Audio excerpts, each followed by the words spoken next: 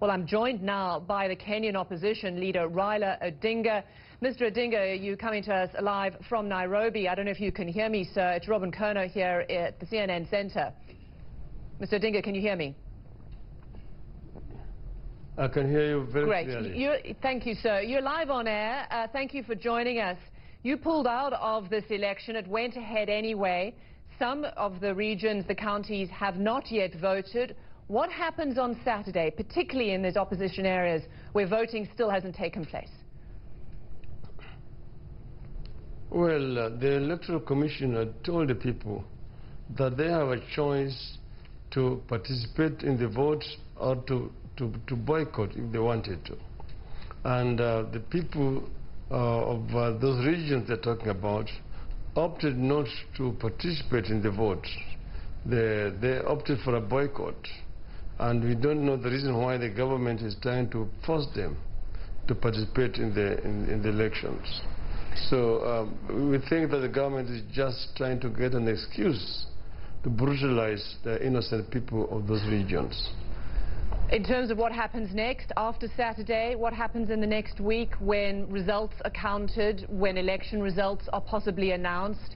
They're likely they will give Mr. Kenyatta the presidency because of this boycott. How will you and your supporters react? You see, this is just a sham because it has basically removed the lid off the can from what Mr. Kenyatta has been claiming, because hardly 25% of the people turned up to vote yesterday. They are now trying to doctor the figures to increase it. But according to the KIMS kits, which were used to biometrically identify the voters, only 3.5 million people participated in the voting yesterday. That is just about 20% of the total registered voters. So that shows basically that the people don't have confidence. It is a vote of no confidence in the government of President Kenyatta. And if I were him, and I know that in most democracies, he would actually resign or step aside. If that does not happen and he's announced president again, so how will you and your supporters react? What is it going to look like in Kenya in a week's time when those results are announced?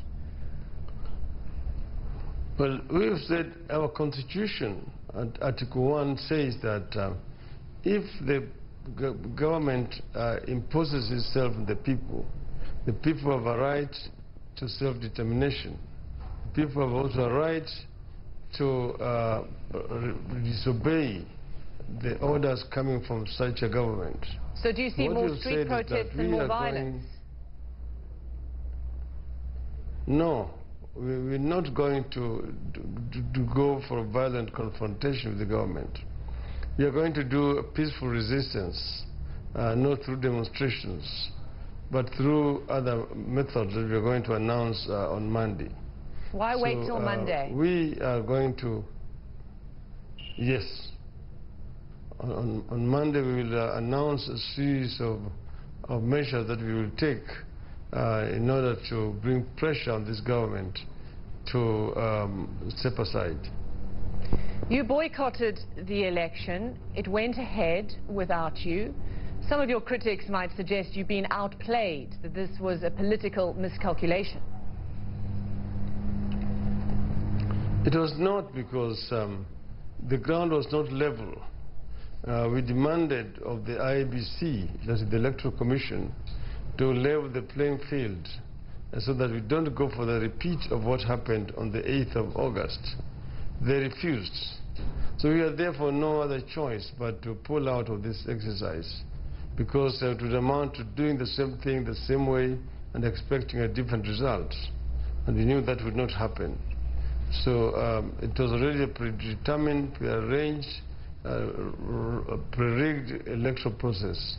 And we said it was a waste of time and a waste of people's limited resources. Just give me some sense of what you mean. You're going to be announcing some sort of measures on Monday. Why wait till Monday? And you've also said, I understand, that your party is going to become a resistance movement, not a political party. What does that mean? What does that mean for ordinary Kenyans? That is actually being misunderstood. We have our alliance, which is what we call the National Super Alliance. It is remained a super alliance. It has got branches. One, we have got a parliamentary wing. As you know, we have got members of the National Assembly and members of the Senate.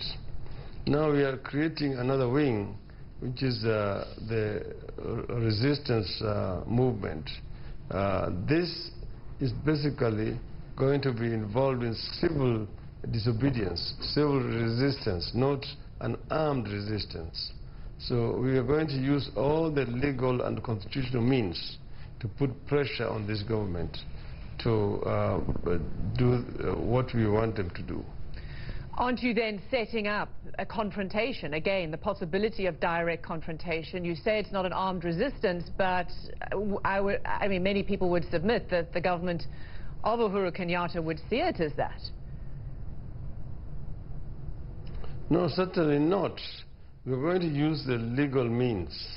As you know that our constitution allows for picketing, for striking, for peaceful processions, for protesting and so on, and for boycotts. So we have several other means which are legal and constitutional at our disposal, which we will bring into play to put pressure on this government. Many ordinary Kenyans are tired, there's voter fatigue, they want jobs, they want to go back to their ordinary lives, and they're caught up in this swirl of political crisis that seems never-ending, many of them say to me.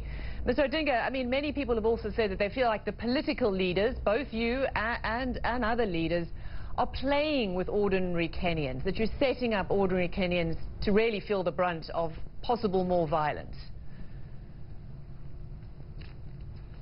The ordinary Kenyans are actually very, very tired of this regime, a regime that is discriminating against them on the basis of their ethnicity, a regime that is practicing corruption, which has actually messed up the economy of the country.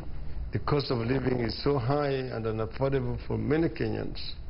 Unemployment is running at 40%, particularly among the youth and the young. The women folks are not feeling that they are properly integrated in the society. So these are the reasons why the Kenyans want change. And the language that Kenyans are talking about, every other Kenyan you meet will tell you, we want change, we are tired. And that's the reason why our movement is very relevant to the people, because we are championing the cause of the majority of the Kenyan people. Uhuru Kenyatta has suggested that you two talk, that he's offered up a willingness to have discussions. Would you? Well, we had suggested talking before the poll. They rejected it. Instead, they were saying that we are looking for the half a loaf. In other words, that we were begging for inclusion in the government. We said no, we only wanted to agree on the ground rules for these elections. And they refused to talk to us. We have always said that we are always ready for a dialogue. But right now we are saying what we are ready to talk about is how a proper election can be held within the next 90 days. That is the only thing that we are ready to talk about. RAILA ODINGA, live from Nairobi, Kenya's opposition leader. Thank you very much for joining us here on CNN.